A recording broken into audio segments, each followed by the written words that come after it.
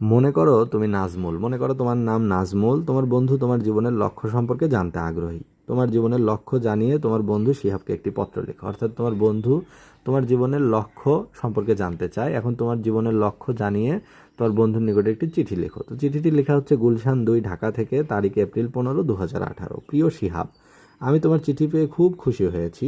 তুমি আমার জীবনের লক্ষ্য সম্বন্ধে জানতে চেয়েছো। আমার জীবনের লক্ষ্য সম্পর্কে তোমাকে লিখছি। ছোটবেলা হতেই আমি একজন ডাক্তার হতে আশা পোষণ করি, কারণ শিক্ষিত ডাক্তারের অভাবে আমাদের গ্রামবাসীদের দুর্দশা আমাকে বেদনাহত করে। আমার উদ্দেশ্য অর্জন করতে আমি বেশ পরিশ্রম করছি। এইচএসসি পাশ করার পর আমি মেডিকেল কলেজে ভর্তি হব। এমবিবিএস ডিগ্রি অর্জনের পর আমি আবার গ্রামে ফিরে যাব এবং আমার গ্রামবাসীদের সেবা করব। আজ আর নয়, ইতি তোমারই বন্ধু নাজমুল। অর্থাৎ এখানে বলা হচ্ছে যে তোমার জীবনের লক্ষ্য কী। এখানে চিঠিতে বলা হচ্ছে যে বন্ধু, তোমার চিঠি পেয়ে খুশি হয়েছি, তো তুমি আমার জীবনের লক্ষ্য সম্পর্কে গত চিঠিতে জানতে চেয়েছো, আমি এখন তোমাকে সেই সম্পর্কেই কিছু বলবো।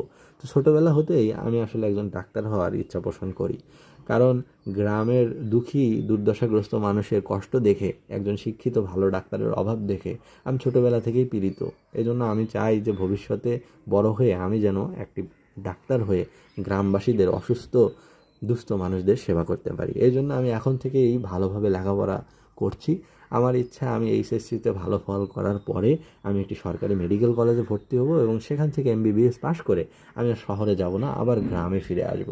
গ্রামে ফিরে এসে এই নিঃস্ব মানুষদের, এই দুস্থ, এই গরিব, এই অসহায় মানুষদের আমি সেবা করে যাব। তো আজ আর নয়, এটি তোমারই বন্ধু নাজমুল।